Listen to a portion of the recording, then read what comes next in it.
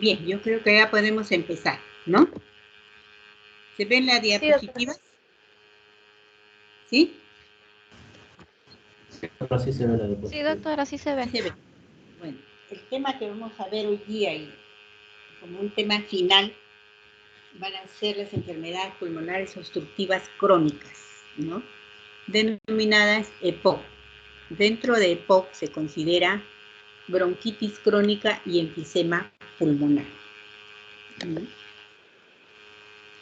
Definiendo globalmente el EPOC, se dice que es una de las mayores causas de morbilidad y mortalidad, que actualmente es la cuarta causa de muerte en el mundo. Para ello hay estrategias, o la estrategia global, el GOL para el diagnóstico, el manejo y la prevención de EPOC, que va a establecer 4 componentes. O sea, esta estrategia global establece 4 componentes. El primero, asesoramiento y monitorización de la enfermedad, reducir los factores de riesgo, el manejo de un EPOC estable y manejo de las exacerbaciones. Las metas efectivas para el manejo de EPOC van a ser prevenir la progresión de la enfermedad, mejorar los síntomas, mejorar la tolerancia al ejercicio, mejorar el estado de salud, mejorar las complicaciones, prevenir y tratar las exacerbaciones y, lógicamente, con todo ello, reducir la mortalidad. ¿Cómo se define EPOC? El EPOC es una enfermedad crónica caracterizada por limitación al flujo aéreo. Pero esta limitación al flujo aéreo no es totalmente reversible con el test de post-broncodilatación o el test de reversibilidad. ¿Sí? Hay limitación al flujo aéreo y no es totalmente reversible. Esta limitación al flujo aéreo usualmente es progresiva y va asociada a una anormal respuesta inflamatoria de los pulmones frente al noxa o al alergeno. Para el diagnóstico de EPOC se debe considerar los síntomas que va a presentar el paciente, como tos, producción de esputo, disnea e una historia de exposición a factores de riesgo. Dentro de toda esta sintomatología, lo que lleva al paciente a emergencia va a ser la disnea. Y el diagnóstico de EPOC va a ser confirmado por la espirometría o la medición del pico flujo. Aquí tenemos un algoritmo para diagnosticar EPOC. Tenemos la sospecha, un fumador intenso, prolongado, mayor de 50 años, con un cuadro clínico variable. Entonces tenemos una sospecha clínica de EPOC. Le realizamos una espirometría, una radiografía de tórax, un electrocardiograma, un hemograma.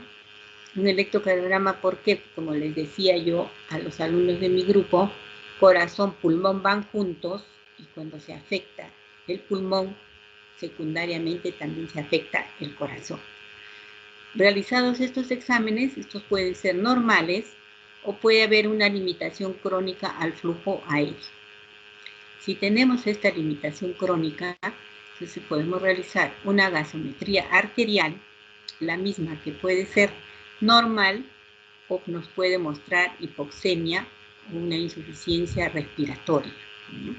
Con un CO2 normal o con un CO2 elevado por retención del CO2. Y optativamente podemos realizar otro tipo de estudios como la polisonografía y un ecocardiograma. Cuando también tenemos limitación al flujo aéreo, podemos realizar otro tipo de exámenes que son optativos u opcionales, como realizar volúmenes pulmonares, la capacidad total pulmonar, ¿no? La reserva individual, el test de Delco, el dosaje de alfa-1 antitripsina y un ecocardiograma. Entonces, frente a un paciente con antecedente de tabaquismo, pasivo o activo, tenemos la sospecha clínica de EPOC y realizamos todo este algoritmo. Les había mencionado que EPOC comprende dos patologías, bronquitis crónica y enfisema. Vamos a desarrollar patología por patología. En la bronquitis crónica lo que se va a presentar es una secreción excesiva de moco del árbol bronquial que se va a manifestar por una tos productiva crónica o recurrente. Y para el diagnóstico de bronquitis crónica se requiere que exista tos y expectoración al menos 3 meses al año. Si se cumple este criterio, entonces podemos catalogar al paciente de bronquitis crónica. ¿Cuál es la etiología de la bronquitis crónica? Existen diferentes factores etiológicos, pero de ellos principalmente es el tabaquismo.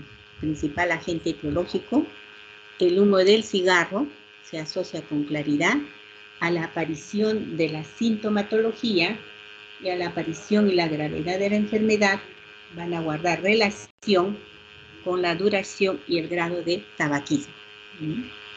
El riesgo aumenta aproximadamente 10 veces en fumadores de cigarrillos y de 1.5 a 3 veces en fumadores de pipa y puros. Fíjense que hay más riesgo en fumar el cigarro. Al parecer existe un umbral de más o menos 20 años de adicción antes de que se den las manifestaciones clínicas de bronquitis crónica, que son patologías, tanto bronquitis crónica como enfisema, que aparecen todavía al promediar la vida adulta, ¿no?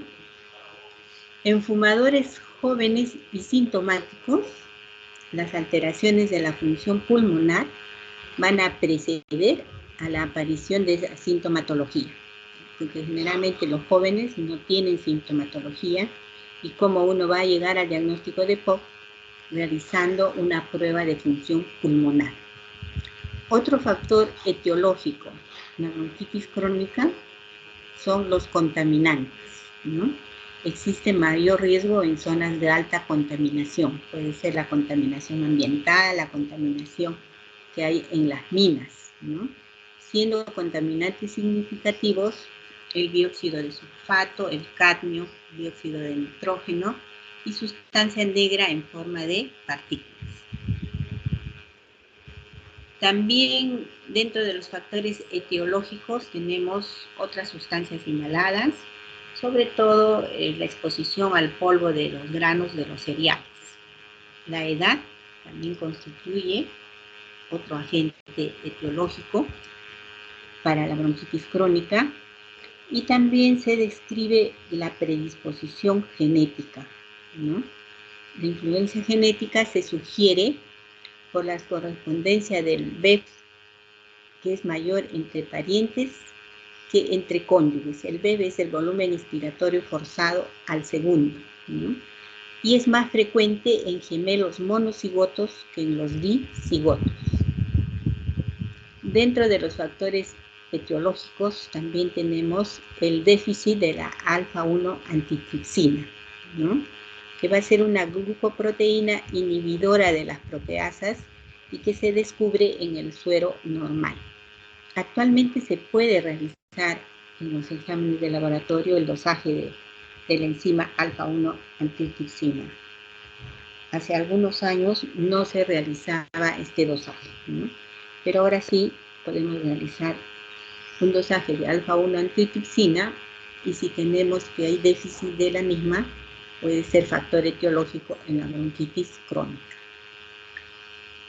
¿Cuál es la patogenia que se va a presentar en bronquitis crónica?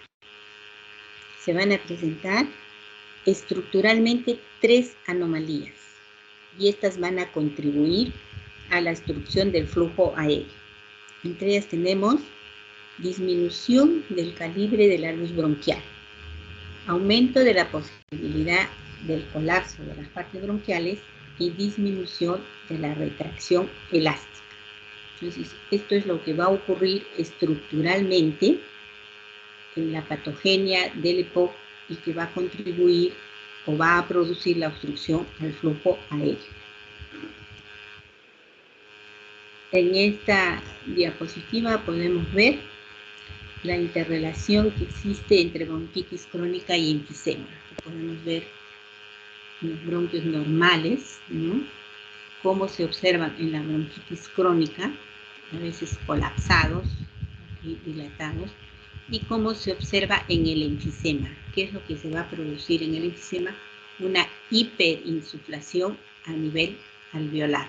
De ahí que la traducción radiológica de esta hiperinsuflación va a ser la hipertransparencia que observamos en las radiografías de pulmones. ¿Qué alteraciones bronquiolares se van a presentar en EPOC? En la primera parte visualizan ustedes un bronquiolo normal con paredes finas y su luz conservada o la luz patente. ¿Qué es lo que vamos a observar en un paciente con EPOC? Este mismo bronquiolo, miren, hay un intenso infiltrado inflamatorio mononuclear, aumenta la cantidad de músculo liso y cierto grado de fibrosis, y estas lesiones van a producir un engrosamiento de la pared, reduciendo el diámetro de la luz bronquial. Prácticamente luz bronquial no existe, ¿no? Sino que hay una hipertrofia del músculo liso, produciendo fibrosis, y un infiltrado intenso, un infiltrado inflamatorio mononuclear. Esas son las alteraciones bronquiolares. Así como se producen alteraciones en el bronquiolo, también vamos a ver anomalías vasculares que se van a presentar. Tenemos la arteria muscular pulmonar normal, con una fina capa muscular situada entre una lámina elástica, y en una arteria pulmonar de un paciente con EPOC vemos cómo la luz se pierde, se obstruye, ¿no?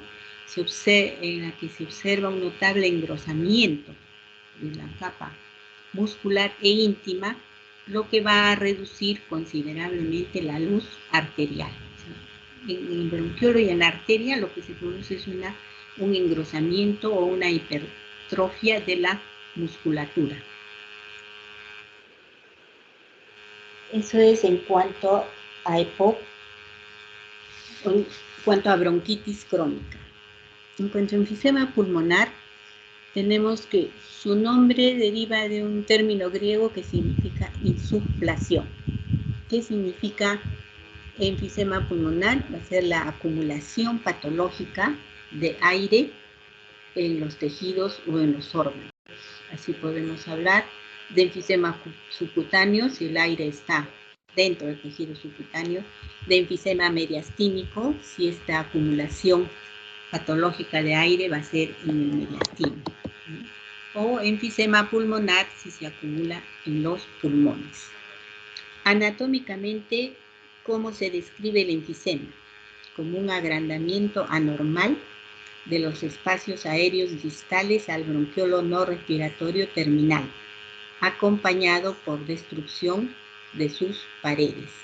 Básicamente, la lesión estructural se va a dar a nivel de los alvéolos y se va a producir una destrucción de las paredes. Entonces, se dice que el enfisema es una enfermedad de las unidades respiratorias terminales. Por eso dice acá, agrandamiento anormal permanente de los espacios aéreos distales al bronquiolo no respiratorio terminal, es decir, una unidad respiratoria terminal. ¿Cuál es el criterio esencial para el diagnóstico de enfisema pulmonar? La destrucción de los tabiques interalveolares. El proceso destructivo comprende no solo el parénquima pulmonar, sino también las vías aéreas de conducción. Si ustedes recuerdan una radiografía de tórax de un paciente enfisematoso, habrán oído o habrán leído el famoso tórax en tonel, ¿no? Un tórax descendido, o sea, el pulmón cae, ¿por qué? Porque justamente los tabiques interalveolares están destruidos, o sea, el armazón prácticamente, si le queremos llamar así, está destruido, entonces todo el parénquima pulmonar desciende, hay aplanamiento del hemidiafragma y es lo que se conoce como tórax en tonel. ¿Cuál es la etiología en enfisema? Como enfisema forma parte del EPOC, la etiología es la misma que se presenta en bronquitis crónica. El tabaco en primer lugar, los contaminantes, dióxido de sulfuro, cadmio, dióxido de nitrógeno, el polvo de los cereales, la edad, también como factor etiológico, la predisposición genética existente y el déficit de la enzima alfa-1 antitripsina. ¿Qué tipos de enfisema tenemos?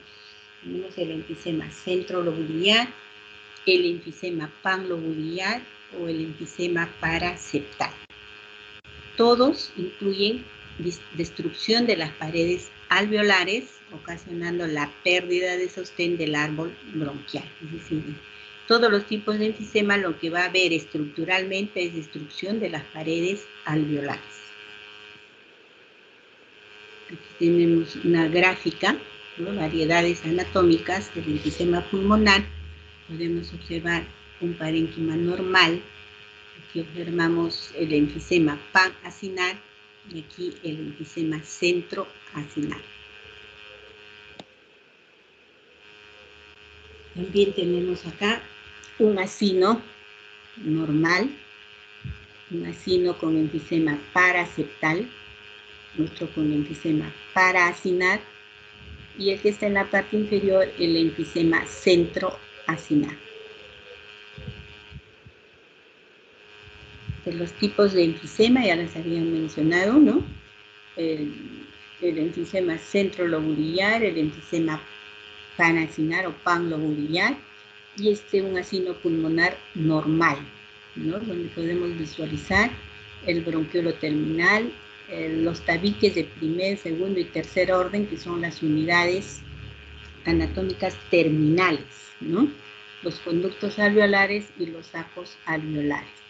En el enfisema centroacinar o centrolobulillar, los bronquiolos respiratorios están distendidos en todos los órdenes, el de primer, segundo y tercer orden está distendido, y miren la estructura cuando es normal, y se comunican unos con otros. Y en el panacinar o panlobulillar, están afectadas todas las vías aéreas y los alvéolos con ruptura de las paredes divisorias, ¿no? Entonces aquí tenemos un cuadro comparativo de un acino pulmonar normal y uno con enfisema centrolobulillar y de otro con enfisema panlobulillar o panacinal.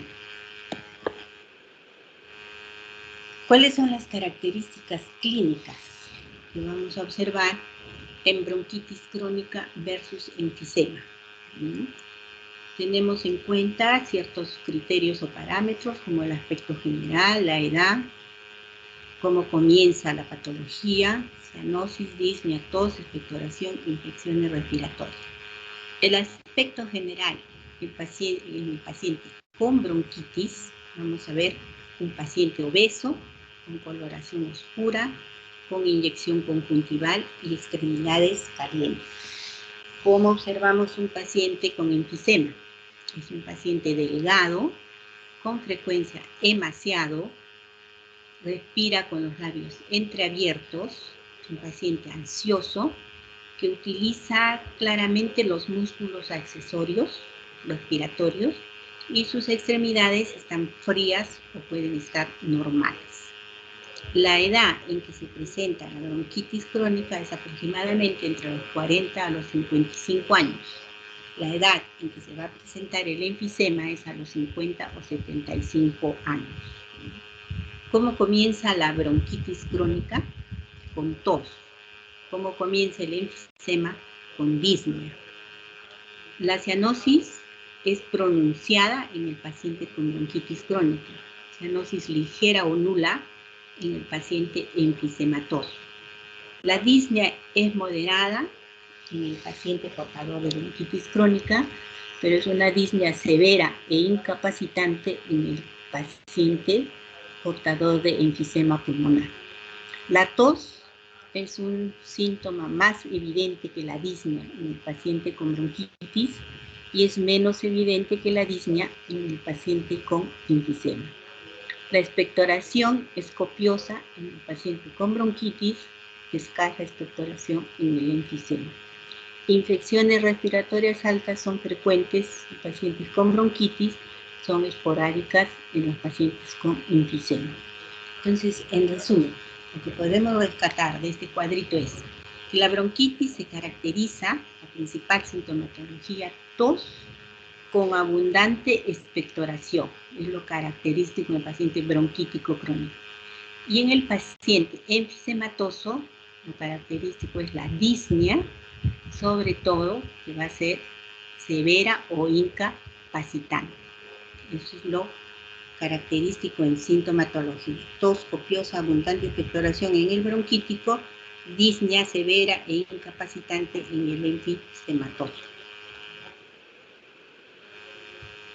En cuanto a las características clínicas, tenemos que el murmullo vesicular puede estar moderadamente disminuido en la bronquitis, notablemente disminuido en el enfisema.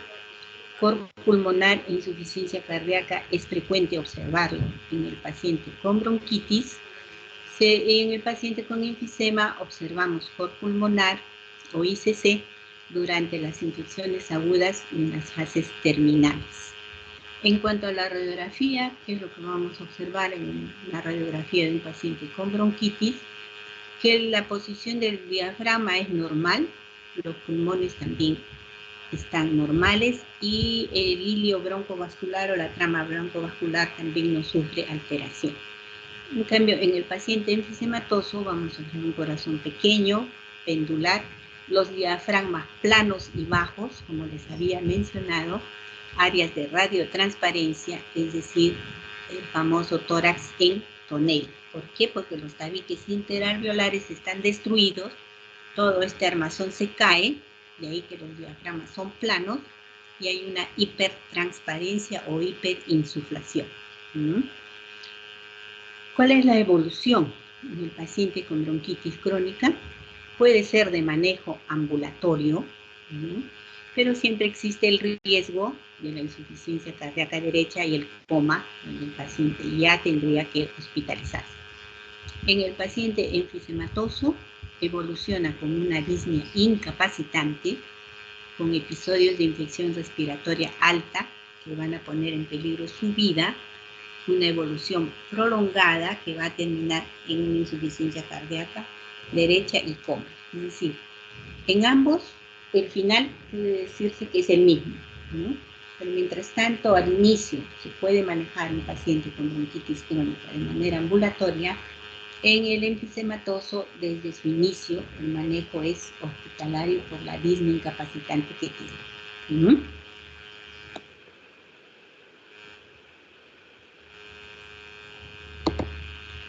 Aquí podemos observar un paciente portador de bronquitis crónica que se denomina el hinchador azul. Les había dicho que es un paciente obeso, con cianosis,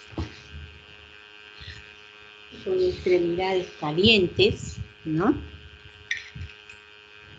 Y la diferencia con el paciente enfisematoso que ya vamos a observar es un paciente adelgazado, emaciado. Aquí lo característico es la obesidad, rubicundez, cianosis periungual, aquí, también labial y extremidades calientes. Se le denomina el hinchador azul. Aquí podemos ver una radiografía de un paciente portador de bronquitis crónica, donde no va a haber hiperinflación. La trama broncovascular está aumentada, ¿no? Acá hipertrofia de la trama broncovascular.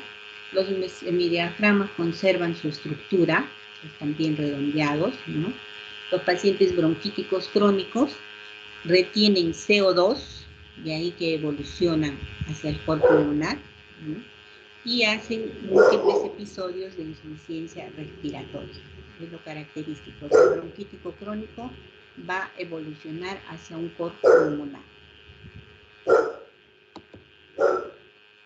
Aquí tenemos otras radiografías del paciente bronquítico crónico, donde acá dice ámpulas apicales gigantes, casi no se visualiza porque está hipertransparente, y aquí es la misma radiografía sola, ¿no? Donde hay hipertrofia de la trama broncovascular, hemidiafragmas conservan su forma, ¿no? No hay hiperinflación como sucede en el enfisematoso, y la evolución de un paciente que retiene CO2 evoluciona hacia el corpo pulmonar. Esta es otra imagen de un paciente portador de enfisema que se le denomina el soplador rosado. Les había dicho que es un paciente delgado, emaciado en algunos casos. Ustedes pueden ver, respira con la boca entreabierta, utiliza sus músculos respiratorios accesorios. Sus extremidades pueden ser normales o frías, ¿no? No hay cianosis, como pudimos observar en el bronquítico crónico. Entonces ustedes pueden ver la diferencia entre ambos. Mientras uno es obeso, el otro es delgado, o a veces muy delgado, emaciado, que logra ver las costillas, ¿no? En cuanto a su radiografía, lo característico es que va a haber hiperinsuflación o hiperinflación de ambos campos pulmonares, ¿no?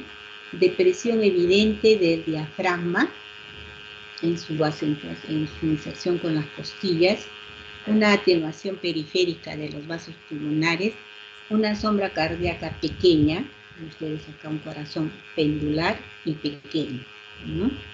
En esta radiografía lateral, el diafragma no solo está deprimido, sino que es cóncavo hacia abajo. El espacio claro, el retroesternal está agrandado, ¿no? Tenemos una proyección postero-anterior de un paciente portador de enfisema pulmonar, donde lo característico en ellos va a ser la oligoemia, ¿no? O sea, va a haber una reducción de la trama broncovascular periférica y un descenso de los hemidiafragmas. Eso es lo característico por la ruptura de los tabiques interalveolares que vienen a ser el armazón o el sostén de todo el árbol bronquial. Aparte que se observa hiperinflación o hiperinsuflación. Aquí tenemos una proyección lateral donde vamos a ver la hiperinsuflación, el aplanamiento del diafragma y aumento del espacio aéreo retroesternal. Esta es otra radiografía de un paciente con enfisema pulmonar, donde lo característico vamos a ver la hiperinsuflación o hiperinflación pulmonar y el descenso de los semidiafragmas. La tomografía pulmonar también es otro examen de ayuda al diagnóstico que nos va a permitir hacer la diferenciación del enfisema pulmonar en el paciente bronquítico crónico. En el enfisema pulmonar vamos a observar la oligoemia, lo que les había dicho, una intensa reducción de la vascularización periférica, ¿no?, en el pulmón derecho y áreas de baja atenuación en el pulmón izquierdo. ¿Qué es lo que sucede en un paciente portador de enfisema? Va a haber una disminución, una reducción de la vascularización periférica. Entonces se describe que existe oligoemia. Aquí tenemos un corte efectuado del lóbulo superior derecho, donde vamos a apreciar múltiples zonas de baja atenuación ubicas en el enfisema, ¿no? Esto parece los cráteres de la luna, ¿no?, que son típicas del enfisema. El diagnóstico, les había dicho, el diagnóstico definitivo de EPOC, es decir, tanto de enfisema como de bronquitis crónica, lo va a dar la espirometría o las pruebas de función respiratoria.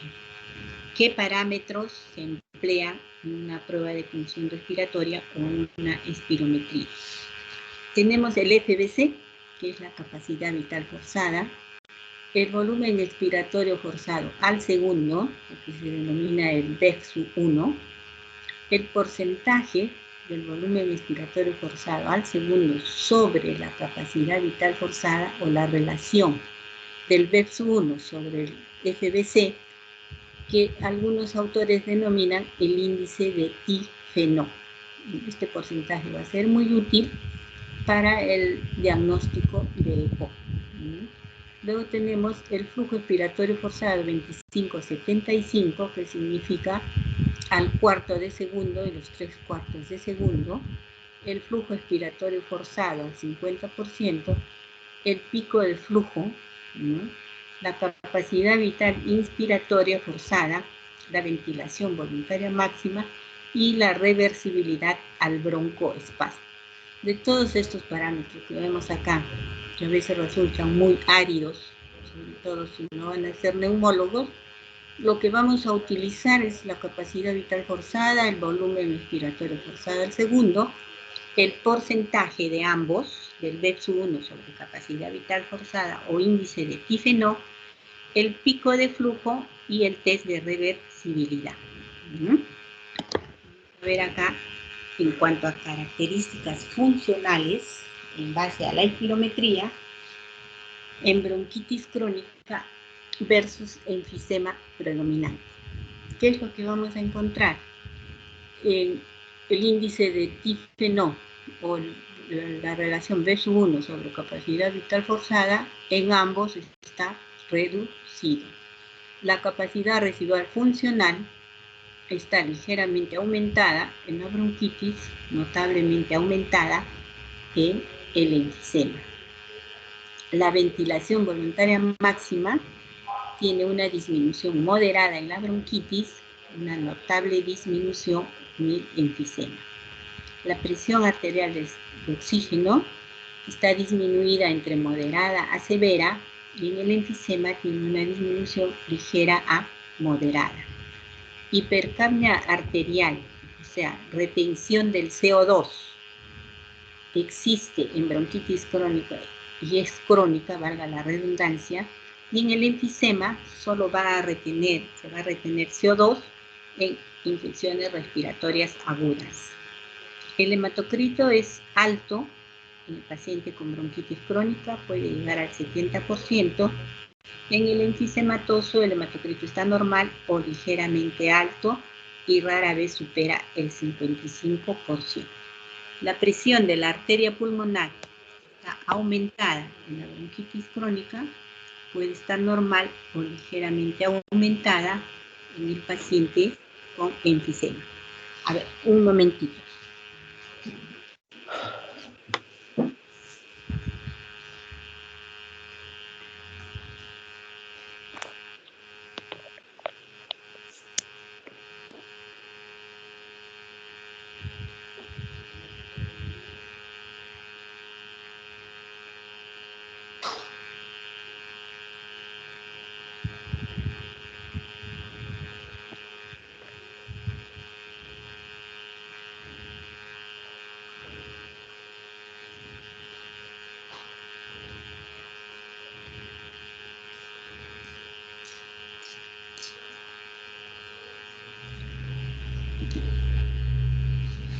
A ver, continuamos. Luego ahora vemos el diagnóstico diferencial de EPOC o COPD, ¿no? En inglés COPD, ustedes van a escuchar también en alguna charla o cuando leen COPD o EPOC, ¿no? El EPOC se presenta en una edad media de la vida, ¿no? 40, 50 años, hemos visto que el enfisematoso entre los 50 a los 70 años. Los síntomas progresan lentamente. Hay una larga historia de tabaquismo, ¿no? La disnea es el principal síntoma que se presenta durante el ejercicio, ¿no? Y es largamente irreversible en la limitación del flujo aéreo. O sea, no es totalmente reversible, parcialmente, ¿no? El asma es una enfermedad que se presenta generalmente en etapas tempranas de la vida, generalmente en niños, ¿no? Los síntomas varían diario, día a día. Los síntomas pueden ser en la noche o temprano por la mañana. Hay antecedentes de alergia, de rinitis, de eczema, ¿no? Los pacientes tienen una historia familiar de asma y esta limitación al flujo aéreo es largamente reversible. Esta es la principal diferencia de asma y EPOC. En el test de reversibilidad es reversible al 100% en asma y aquí parcialmente reversible. También establecemos el diagnóstico diferencial con una falla cardíaca congestiva. ¿Qué vamos a encontrar en la falla cardíaca congestiva? Vamos a escuchar finos estertores, ¿no? La radiografía de tórax nos va a mostrar una dilatación pulmonar, puede haber edema, y las pruebas de función pulmonar nos van a indicar un patrón restrictivo y no hay limitación al flujo aéreo. Esto también es característico en la falla cardíaca congestiva, ¿no? No hay restricción y no hay limitación al flujo aéreo. Otra patología con la que tenemos que establecer el diagnóstico diferencial son bronquiectasias, tuberculosis y la bronquiolitis obliterante. Las bronquiectasias se van a caracterizar por un esputo purulento en volumen abundante. Comúnmente están asociadas a una infección bacteriana, ¿no? A la auscultación, podemos escuchar finos estertores, ¿no? Y la tomografía van a mostrar dilatación bronquial. ¿Cuál es el gold estándar o el examen de elección para bronquiectasias? La tomografía computarizada, ¿no? Anteriormente les mencionaba que el examen que se pedía era una broncografía con sustancia de contraste, pero actualmente el examen de elección para el diagnóstico de bronquiectasias es la tomografía computarizada. En cuanto a tuberculosis, tenemos que es una enfermedad que se presenta a cualquier edad de la vida, ¿no? La radiografía pulmonar nos va a mostrar lesiones nodulares infiltrativas. La confirmación del examen va a ser microbiológico, o sea, como yo hago un diagnóstico confirmatorio de TBC con el examen microbiológico, como hago un diagnóstico confirmatorio de bronquiectasias con una tomografía axial computarizada, ¿no? Y también en tuberculosis tener en cuenta la elevada prevalencia e incidencia de TBC en nuestro medio. Otra patología que entra en el diagnóstico diferencial, la bronquiolitis obliterante, que se presenta en pacientes de edad joven, no fumadores, que pueden tener antecedentes de artritis reumatoidea o exposición al tabaco, ¿no? Y la tomografía computarizada nos va a mostrar áreas hipodensas, ¿no? Sobre todo en el diagnóstico tener en cuenta el antecedente de artritis reumatoidea. También establecemos el diagnóstico diferencial con la panbronquiolitis difusa, ¿no? En esta patología la mayoría de pacientes son varones y no fumadores. Generalmente tienen antecedente de sinusitis crónica. ¿Y qué es lo que nos va a mostrar? Una radiografía de tórax o una tomografía computarizada de alta resolución va a mostrar opacidades nodulares pequeñas, centrolobulares e hiperinflación. Eso en cuanto a panbronquiolitis difusa. Entonces recuerden ustedes que hay que establecer el diagnóstico con algunas patologías pulmonares, sobre todo TBC, bronquiectasias, lo más frecuente en nuestro medio, ¿no? ¿Cuál es el tratamiento en este tipo de patología, tanto bronquitis crónica como enfisema pulmonar? En el tratamiento tenemos medidas generales y medidas terapéuticas. El tratamiento general tiene como objetivo frenar la progresión de la limitación al flujo de aire, minimizar esta limitación, corregir alteraciones fisiológicas secundarias, optimizar su capacidad funcional, prevenir las exacerbaciones y evitar los efectos adversos a los medicamentos. Estos son los objetivos de un tratamiento general. En primer lugar, en el tratamiento general tenemos la interrupción al hábito de fumar. Es la principal medida preventiva. En los sujetos en quienes se detecta obstrucción leve al flujo aéreo que cursa asintomática, la interrupción del hábito de fumar es la medida más eficaz y menos costosa para evitar el desarrollo de la invalidez por esta causa. Es decir, evitar que cuando el paciente tenga más edad, tenga una disnea incapacitante que lo va a llevar a la invalidez, ¿no? Entonces, ¿qué se está tratando con ello? De prevenir que esta obstrucción o limitación al flujo aéreo vaya progresando. O también tenemos que hay que educar a los pacientes y familiares a través de sesiones individuales y grupales sobre el proceso patológico y las alteraciones funcionales que se van a presentar en cada organismo para que ellos puedan valorar realmente el daño que está haciendo el tabaco, ellos puedan comprender o tomar conciencia de lo dañino que es fumar. Por eso dice educar a los pacientes y a los familiares, no solo al paciente, sino también hay que educar al familiar. Dentro de las medidas generales también tenemos identificar precozmente la función pulmonar alterada, enseñando a los pacientes la medición de la flujometría. Es decir, a los pacientes se les da un flujómetro, un peak flow, para que ellos vayan midiendo su volumen. Lógicamente no van a tener los parámetros que da la espirometría, pero al menos van a medir el pico de flujo, ¿no?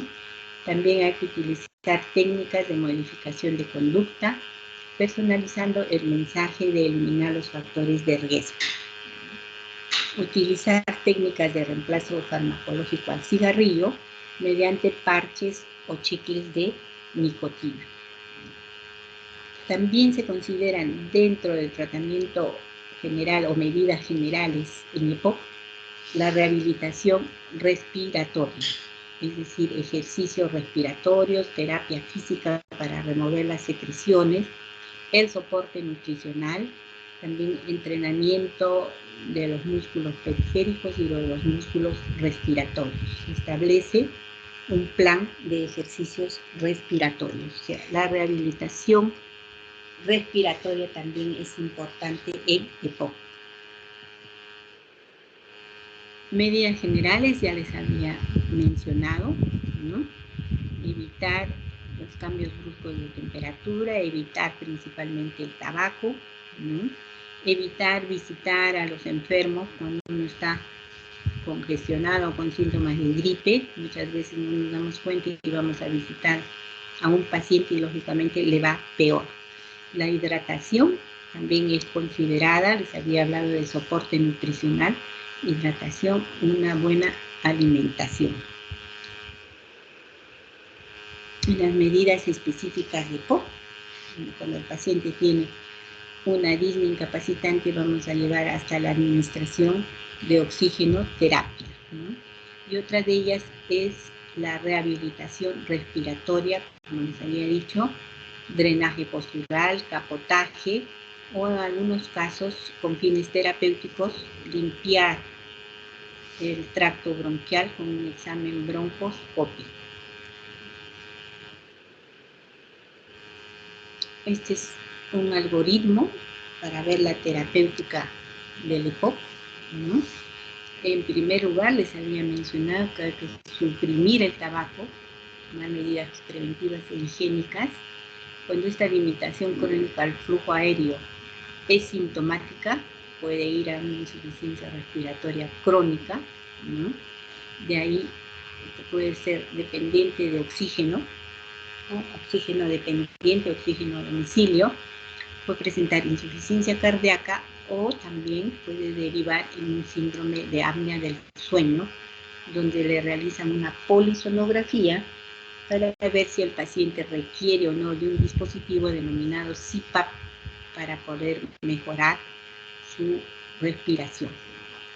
Lo otro es con una limitación crónica al flujo aéreo, se utiliza el bromuro de hipatropio, que es un beta-2 adrenérgico, no, el bromuro de hipatropio asociado a los beta-2 adrenérgicos, y en algunos casos se utiliza corticoides por vía inhalatoria.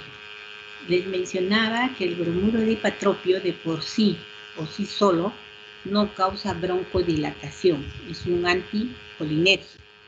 Tiene que estar asociado a un beta-2 agonista, a un beta-2 adrenérgico, para potenciar su acción broncodilatadora, ¿ya? Observamos que aquí hay mejoría, seguimos el tratamiento, y si no tiene mejoría, hay que aumentar los broncodilatadores, valorar la rehabilitación respiratoria, y si hay mejoría en buena hora, si no hay mejoría, se hace uso de los corticoides. Si no tiene mejoría, vamos a ir a uso de los corticoides por vía inhalatoria o incluso intravenosa. Y si hay mejoría, cambiamos los corticoides, lo cambiamos a corticoides a largo plazo, corticoides por vía inhalatoria.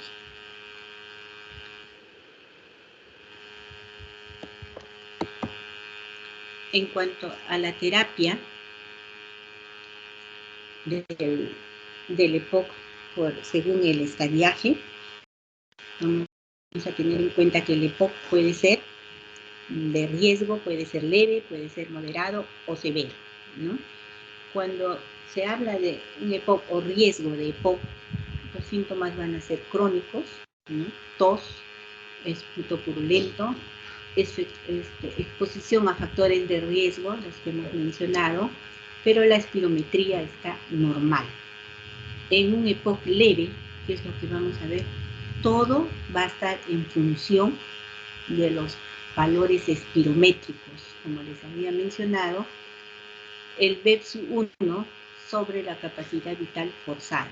Este parámetro es el que va a ser, como se dice, la estrella en lo que es EPOC, ¿no?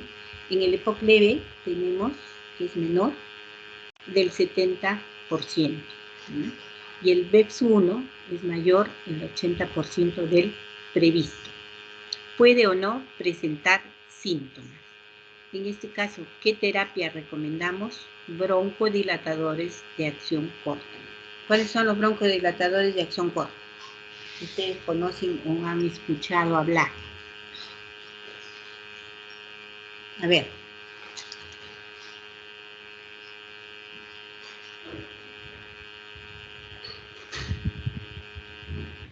Menciónenme alguno que es tan frecuente. Un broncodilatador o un beta-2 agonista de acción corta. Lo acabamos de mencionar en el algoritmo. Asociamos un anticolinérgico a un beta-2 agonista de acción corta. Salbutamol, ¿ya? El salmeterol es de acción prolongada. ¿Salmeterol me dijeron? ¿O salbutamol? Albuterol.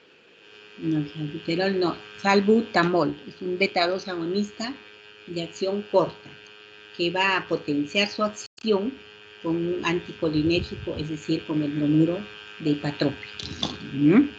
Entonces, cuando el EPOC es leve, lo podemos manejar con un beta-2 agonista de acción corta.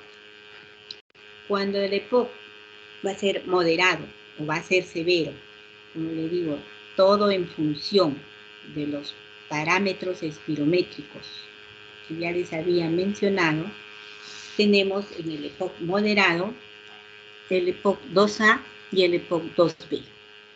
¿Qué tenemos en el EPOC 2A? Que la relación volumen expiratorio forzado sobre capacidad vital forzada es menor del 70% y el BEPS-1 o el volumen expiratorio forzado al segundo es menor del 50% o menor del 80%, es decir, va del 50 al 80% del previsto. Recordando que los valores normales son de 80 a 100%. Puede o no tener síntomas este EPOC moderado 2A. Lo que se recomienda es un tratamiento regular con broncodilatadores y rehabilitación respiratoria. En algunos casos podemos hacer uso de los glucocorticoides inhalados, ¿no? Dependiendo de la respuesta a la función respiratoria. En el EPOC 2B, ¿en qué se diferencia el 2A del 2B? La relación, o este denominado también índice de Tifenó, por algunos autores, ¿no? O esta relación BEPS-1 sobre capacidad vital forzada, sigue siendo el mismo parámetro, menor del 70%, pero donde varía en el volumen expiratorio forzado al segundo, que va a ir del 30% al 50%, mientras que en el A va del 50 al 80, acá tenemos del 30 al 50. Es decir, ya hay mayor compromiso, ¿no? Puede o no presentar síntomas. ¿Qué se recomienda? Tratamiento, dice, regular con uno o más broncodilatadores y rehabilitación, ¿no? Glucocorticoides inhalados, ¿no? Y se repiten de acuerdo a las exacerbaciones. Y en el tercer estadio, el estadio final, el estadio severo de EPOC, el índice de Tifenó no varía, sigue siendo menor del 70%, lo que sí ha variado considerablemente es el volumen expiratorio forzado al segundo, que está en menos del 30% del previsto, ¿no? O hay presencia de falla respiratoria o falla cardíaca derecha. Este es un EPOC leve. Recuerden ustedes que este evoluciona hacia la insuficiencia cardíaca derecha o cor pulmonar. ¿Qué se sugiere o qué se recomienda en estos casos? Un tratamiento regular con uno o más broncodilatadores, glucocorticoides inhalados, ¿no? Tratamiento de las complicaciones con antibiótico terapia, rehabilitación respiratoria y puede requerir oxígeno terapia, ¿no? Y en algunos casos, dependiendo de las alteraciones o de las lesiones, puede considerarse un tratamiento quirúrgico.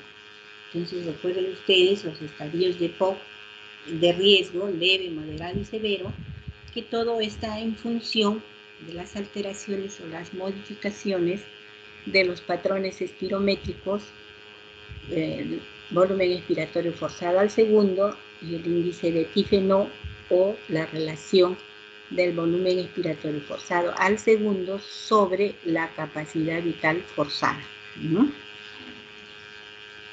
Luego tenemos qué terapia antibiótica le vamos a dar, como hemos mencionado en el EPOC severo. La antibiótico-terapia generalmente que se instala es empírica, ¿no? Lógicamente que pedimos un cultivo, investigación de gérmenes comunes en esputo con test de sensibilidad, pero eso más o menos va a demorar una semana. En tanto tenemos ya que darle algún tratamiento al paciente. Por eso hablamos de una terapia antibiótica empírica, ¿no? Tenemos los tratamientos de primera línea, la amoxicilina, las sulfas, el trimethoprim sulfametoxazol, la doxiciclina y la eritromicina, ¿no? Podemos utilizar cuando el manejo, por ejemplo, es ambulatorio, en el caso del paciente bronquítico crónico, ¿no?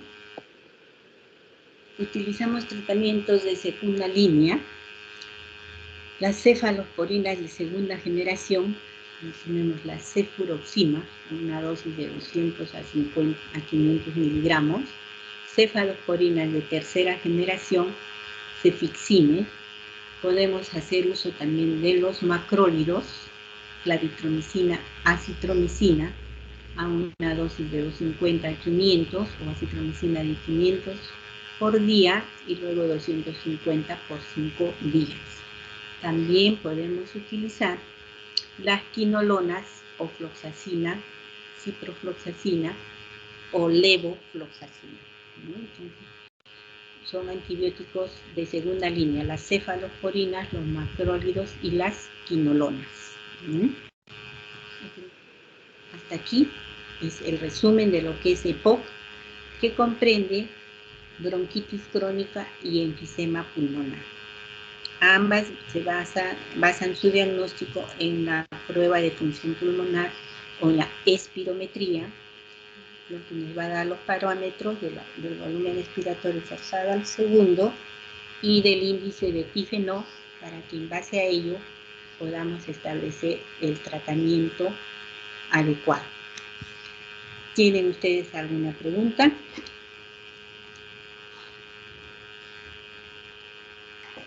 Doctora, un favor, ¿puede repetir en qué casos uso la terapia antibiótica empírica? En todos los casos. Puede O sea, ser la sí de primera línea o la de segunda línea. Yo me refería, aunque supongamos que hoy día nos llega un paciente infectado en un esputo mucopurulento.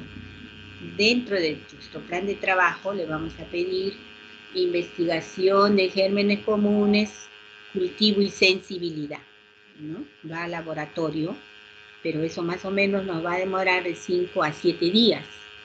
Entonces, no voy a esperar 5 a 7 días para dar el tratamiento al paciente. Tengo que hacer uso de la terapia antibiótica empírica para posteriormente modificar esta terapia. O sea, en todos los casos iniciamos la terapia antibiótica empírica. ¿Sí? Y una vez realizado el antibiograma ya pues se cambia la Hay terapia. que modificar la terapia, lógicamente.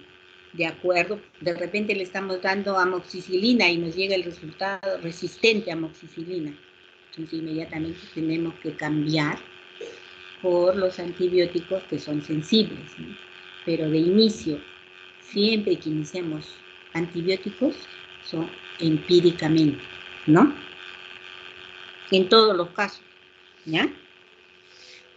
Salvo que el paciente venga ya con un cultivo, hemocultivo, donde diga ya resistente a tales cosas, ya sería ilógico iniciarle la terapia a la que es resistente, ¿no? Doctora, gracias. ¿Alguna otra pregunta?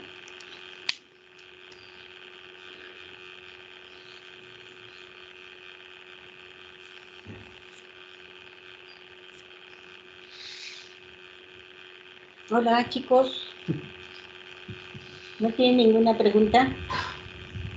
Bien, entonces les agradezco su atención.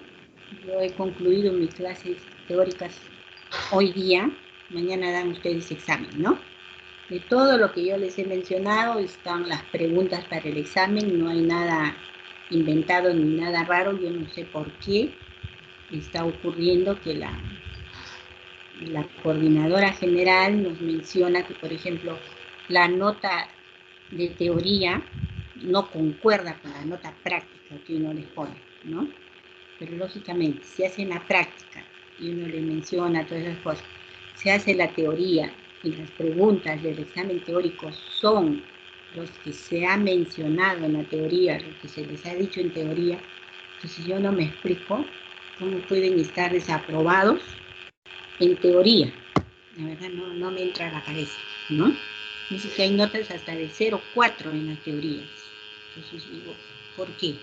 Les ponemos preguntas o les pone, yo al menos saco las preguntas de lo que yo les he mostrado, ¿no? No sé si los otros docentes de repente les preguntan algo que nunca les dijeron. ¿Ocurre eso o no? ¿Está ocurriendo? No, ¿no? Entonces, ¿por qué esa incongruencia? ¿Mm? Y es bien marcada. Por ejemplo, menciona que en teoría se han sacado 0,4 y en el examen, en la práctica tienen 16 o 17, lo cual realmente es incongruente, ¿no? ¿Qué es lo que está pasando? La verdad no sé, pero yo les digo, las preguntas que yo envío al coordinador, el doctor Mantilla, todas son deducidas de las teorías que yo les he mencionado, ¿ya? Entonces espero que ustedes den un buen examen y saquen una nota aprobatoria, ¿no? También nos han pasado unos cuadros de que el alumno no envía el examen, no sé por qué razón, no creo que no sepa nada, ¿no? O no envía por fallas de internet, en fin, ¿qué habrá ocurrido? Pero hay alumnos que no han enviado el examen que les han tomado. Como todo ahora es virtual, no sé qué está pasando, habría que considerar múltiples factores, ¿no? Lo que yo me imagino de repente, digo, se fue el internet, no hubo luz, en fin, hay tantos factores intervinientes que pueden dar testimonio de por qué no se envió o no enviaron su examen, ¿no? El alumno tendrá su razón, pero es raro tampoco. Usted, por ejemplo, den examen mañana y alguno de ustedes no envíe su examen. Entonces, lógicamente está desaprobado, ¿no? Si no ha enviado su examen. Pero debe haber alguna razón por la que no lo envió. O no sabía ninguna pregunta, o pudo ocurrir algún otro factor, ¿ya? Bien, no quiero cansarlos más, yo les agradezco su atención y seguiremos coordinando en alguna oportunidad.